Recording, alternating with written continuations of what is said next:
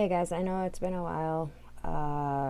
Hopefully, we get 2024 going into a better start than beginning all this podcast stuff in the middle of 2023 and Quentin and I just trying to figure out how to do this. You guessed it, it's your friend Casey from Let's Tell Their Story. I'm going to go back to the original intro on this. In the United States alone, over the past 40 years, over 200,000 cases have gone unsolved. And I want to tell the stories that were never solved to hopefully bring light to some of these cold cases that just sit and collect dust. And I go through every case with as much research as I possibly can, and not every case just sits and collects dust. Sometimes it warms up a little bit, it gets dusted off, and then it gets put back on the shelf again, kind of like today's story. And I give you just the knowledge that I was able to find. And if you have any cases I should look into, email me at letstelltheirstory@gmail.com. This is actually a story that was brought to me by a listener, which is very odd considering I should have known about this story because it took place not too far from me. So this episode, honestly, it's going to be really weird for me since the young lady that I'll be discussing happens to have the exact same name as a very close family friend in my family. And I vaguely remember this happening when it happened. And if memory recalls me correctly, many of my family members actually thought it was our family friend.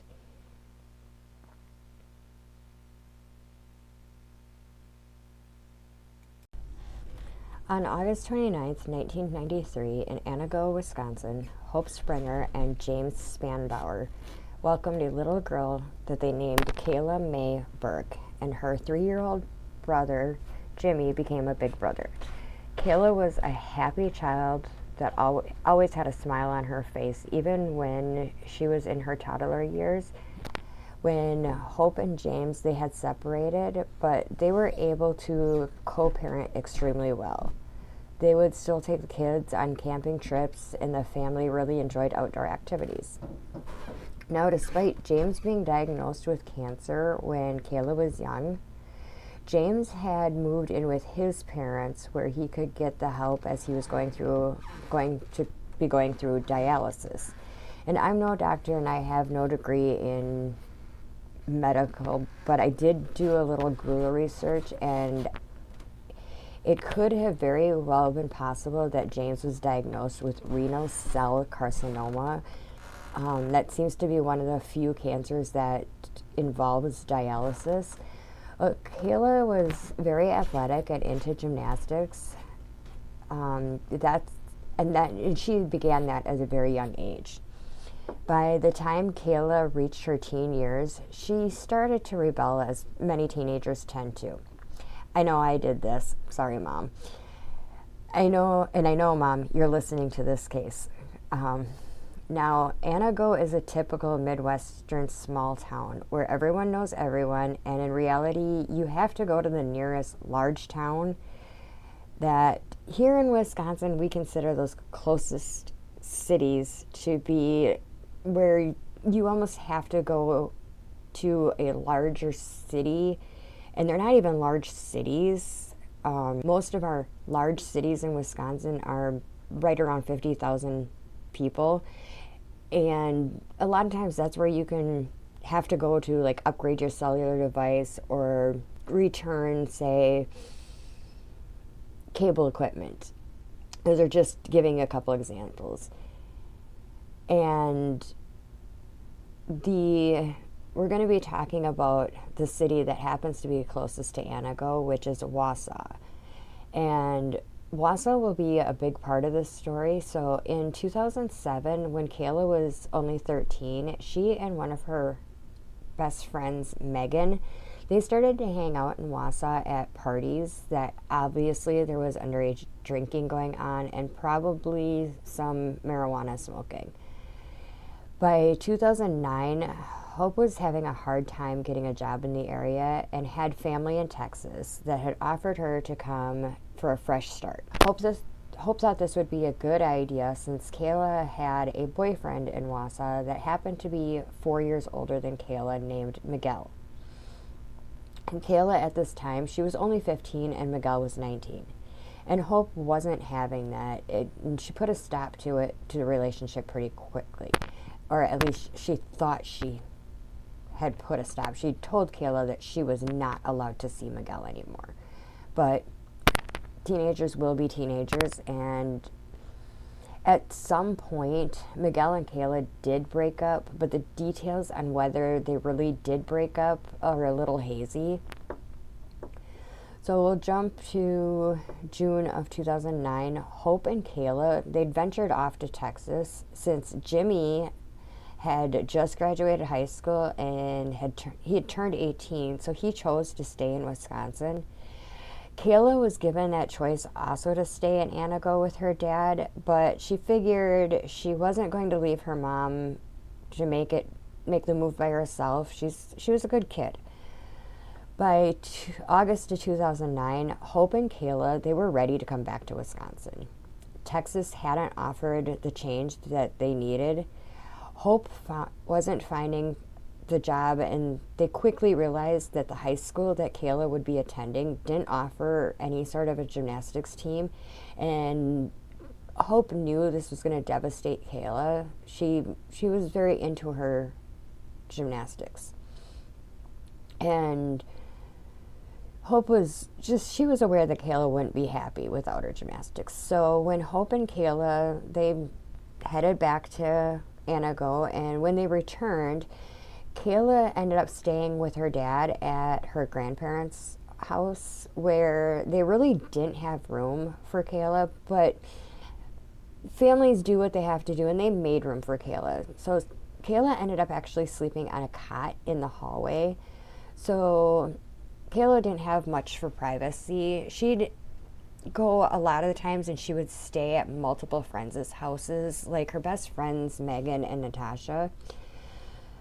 So and I bring up Natasha because on August 5th of 2009, Kayla and Natasha had ventured to a party in Anago, and on August 6th, they still weren't home, and neither Hope or Natasha's mother had heard from the girls. And by that afternoon, the two moms, they were headed to the police station to report the girls missing. And that was when Natasha had gotten a hold of her mom. And the girls had just stayed at the house of the party, and all was good. Now, with Natasha, Megan, Kayla, and another friend named Beth in this. Beth will come in a little bit later. But only one of the girls had a cell phone, and Kayla was not one of them. Kayla wasn't even much for any sort of social media, but it was 2009. It wasn't on the rage like now, where you wake up and you almost first thing you do is check your Facebook messages or your Instagram or your Twitter, now that is X. On August 11th, when it was the day that Kayla had made plans to hang out with her brother Jimmy's best friend, who was 24-year-old Kevin Kilchensky. Now, James was aware that Kayla was going to hang out with Kevin that night, and Kevin picked Kayla up around 9 that evening. They had cruised the town of Anago and had even stopped at the McDonald's where Kayla had seen her friend Beth.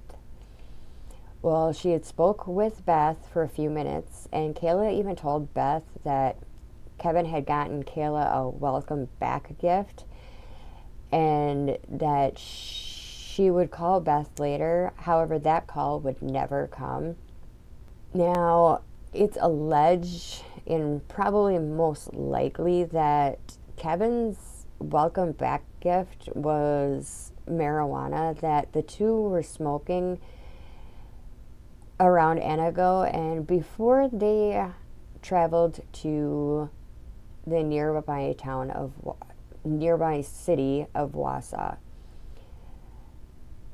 And it's also alleged that Kevin was taking Kayla to go see Miguel. So Kevin drops Kayla off at Miguel's former residence that the city had condemned, stating that the home was inhabitable. Now, Kayla would have known that Miguel had moved since it had been about a month or two since the condemnment of the residence. And even with Hope's restrictions on Kayla not to see Miguel and to not attend parties in Wausau, she had actually seen Miguel the Friday previous to Kayla had seen Miguel the Friday previous to her missing, if that made any sense. Now, Kayla would have known at this time that Miguel had moved, and Kayla had been to the new home. And according to Kevin, he had dropped Kayla off at a dark house that looked as if no one was living there, which obviously there wasn't, and he just up and left without even acknowledging whether or not she had made it into the door.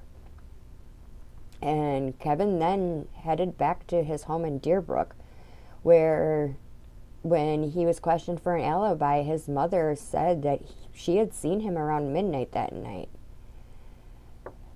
James and Hope had an understanding with each other that the kids could come and go between the two of them whenever they wished. And when James asked Kevin where Kayla was the next day, Kevin just said that he dropped her off at a friend's house the night before. But he didn't really specify that he dropped her off in Wausau at a friend's house. So Hope was kind of at this time doing her own thing, trying to find a job and getting her life together while she was living with friends of hers. So she didn't realize that Hope hadn't realized that she had missed a call from James. And when she finally got in touch with James, he informed Hope that Kayla hadn't come home. So Hope begins to call all of Kayla's friends, but none of them had seen her except for Beth, who said that she had seen and talked to Kayla, and that Kayla was going to call her, but she never got the call from Kayla. So Hope and James, for a little while there, they thought that Kayla was at one or the other's house and didn't get too riled up about things since the August 6th events had taken place. And then it took a couple of days, and after the phone call to James, Hope and James, they were a little worried. But now, with Kayla's little stunt that she had pulled, it was just a few days prior that Kayla and Natasha hadn't come home. Hope and James didn't want to get ahead of themselves, so they just continued to call around, but no one had seen or heard from Kayla. So on the 17th of August, they finally reported Kayla missing. This was 6 days later. Miguel was interviewed and said that he hadn't seen Kayla since the previous Friday before Kayla went missing, like I'd said earlier. And Kevin stuck to his story that he dropped her off, and his alibi was his mom in Deerbrook saying that he was home by midnight. Now, on the 26th, 2009, though, Kevin was charged with second-degree reckless endangerment, which is a felony. Now, don't get too excited, because on August 11th, 2011, the charges were dropped due to lack of evidence. And after that, Kevin no longer continued to cooperate with the police. So before Kevin stopped cooperating with the police, both Miguel and Kevin, their cars were taken into possession and processed for forensic evidence with trained cadaver dogs that were, these cadaver dogs were trained specifically to scent for bodily remains. Now, the dogs did hit on a car in a lineup of 10 cars that had, these cars had included Miguel's and Kevin's cars. Guess which car they hit on? Kevin's. And these cadaver dogs had also hit on Kevin's parents' home and the potato farm that Kevin worked at, but there wasn't any actual physical evidence that could lead. All they had was the cadaver dogs that they had a scent. Now, this wasn't the only thing that the police had subpoenaed or taken into custody. They had subpoenaed both Kevin and Miguel's phone records. Well, Miguel's records corroborated the story that he had given police, and Kevin's phone records showed that Kevin's phone had either died or had been turned off between 9 p.m. and 2 p.m. the next day. Now, that would seem weird, but the phone records showed that Kevin actually had a habit of doing this. It was 2009. Really, the only battery that never died was a Nokia. And while they subpoenaed those phone records, they discovered that Miguel had a second phone, and that phone had pinged off towers 40 miles north of Wausau in Lincoln County the very same night that Kayla had disappeared. When Miguel was questioned about the second phone, he had already stopped cooperating with the police. The police, they did search the area of the second, where the second phone had pinged, but nothing was found. Sadly, in 2011, James, Kayla's father, sadly lost his lifetime fight with cancer. In James's obituary, his survived by does include Kayla. After the charges on Kevin had been dropped, it seemed as though Kayla's case went cold until October of 2016. And I'm not sure if I want to say the powers of the internet or the powers of YouTube, which YouTube really wasn't a huge thing in 2016. It was just starting to make its way into content creators and whatnot.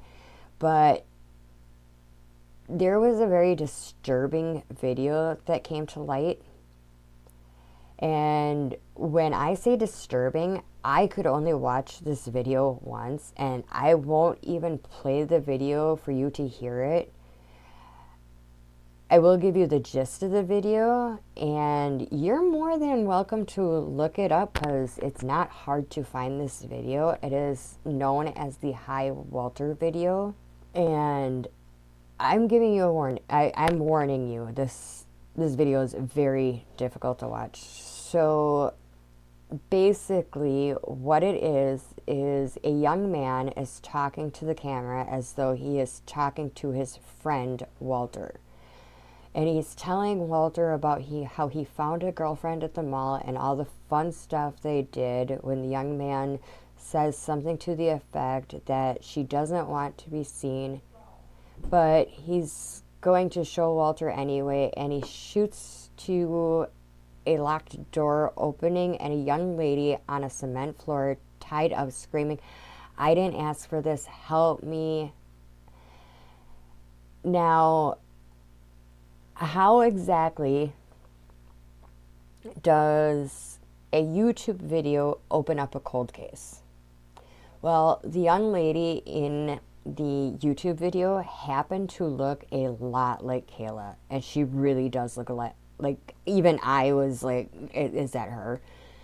It wasn't the fact that the video was found in October of 2016 and that the young lady looked like Kayla. It was because the original High Walter video was posted exactly 2 months in October 2009 after Kayla's disappearance, and it just happened to be bad timing on the actors in the video, and they didn't even know about Kayla's case.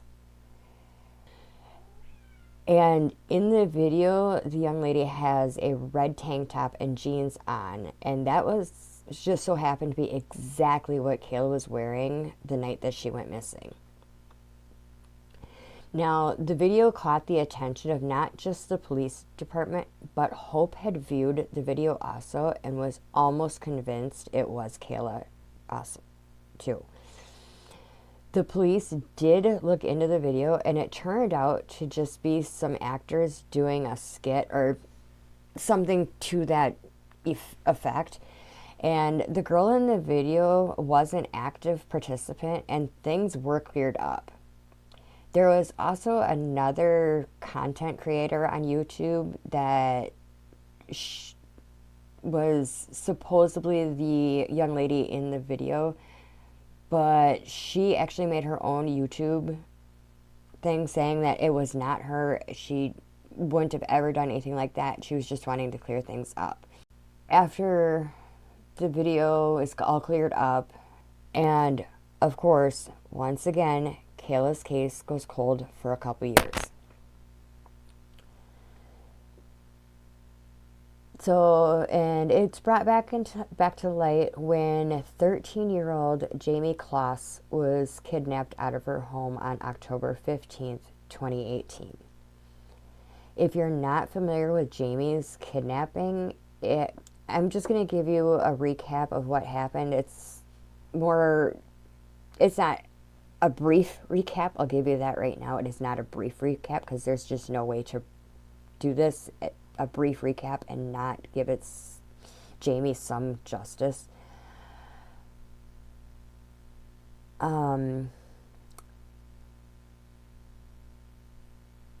21-year-old Jake Thomas Patterson broke into the Kloss family residence at 12:53 a.m. on October 15th. And this was his third attempt to kidnap Jamie. Only this time he was armed with a shotgun and wearing a black coat and ski mask. When he approached the front door, Jamie's father, James Kloss, had shown a light through the glass of the front door and told Patterson to show his badge. Patterson called out to James Kloss and told him to open the effing door, and he shot once at James and fatally killed him. Patterson continued through the house, checking all the rooms because he wasn't going to leave any witnesses. When he came across the bathroom door was locked, Jamie and her mother Denise were in there, where Denise was comforting 13-year-old Jamie, and Denise was also making a 911 call where Denise didn't utter a single word. Patterson was shooting the bathroom door to get it open. When dispatchers called back, they got Denise's voicemail.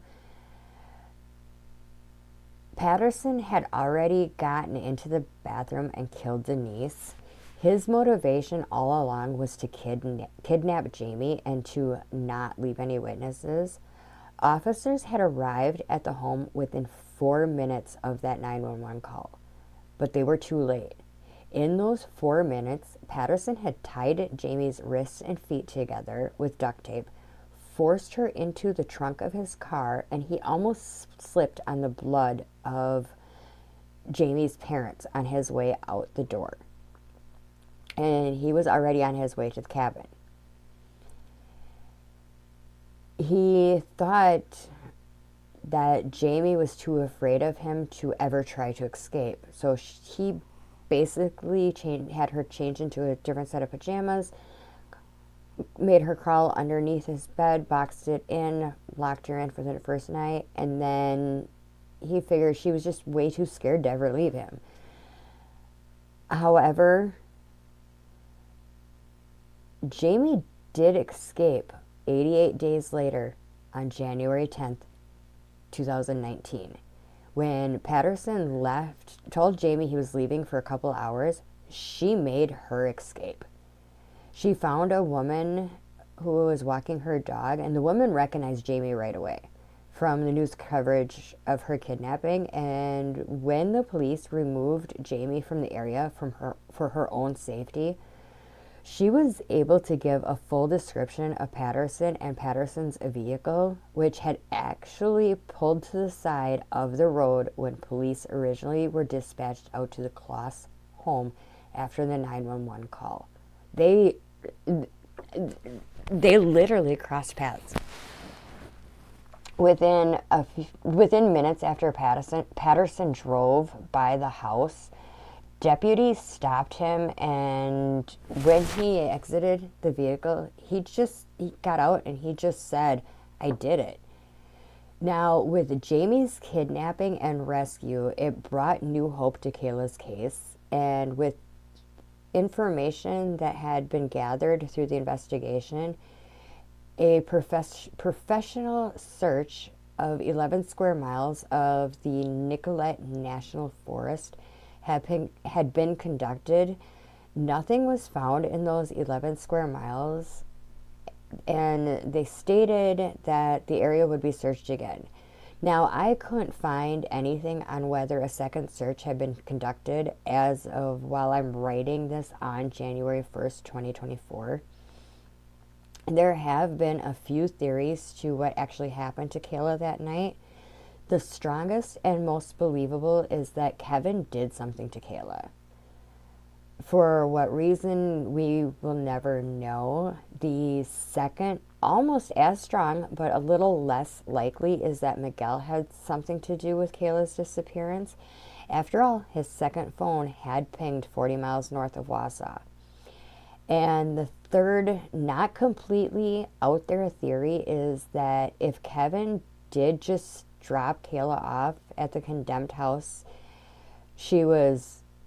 and just left, that she may have been met with foul play by a complete stranger.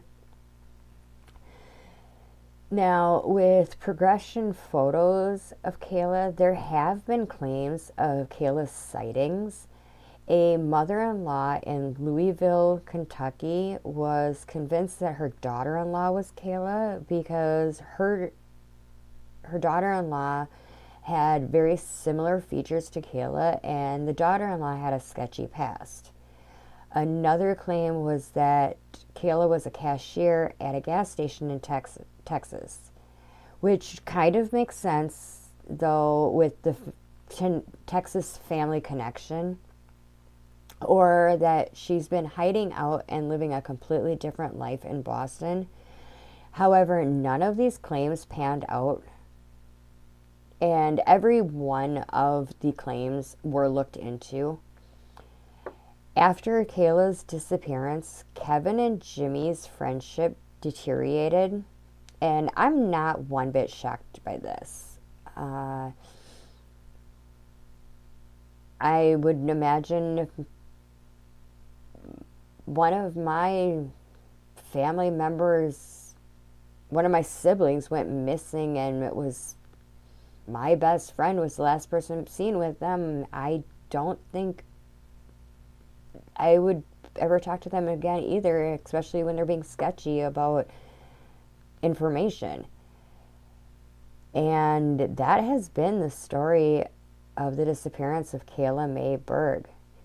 If you have any information about Kayla's disappearance, please contact the Langlade County Sheriff's Department at 715-627-6411.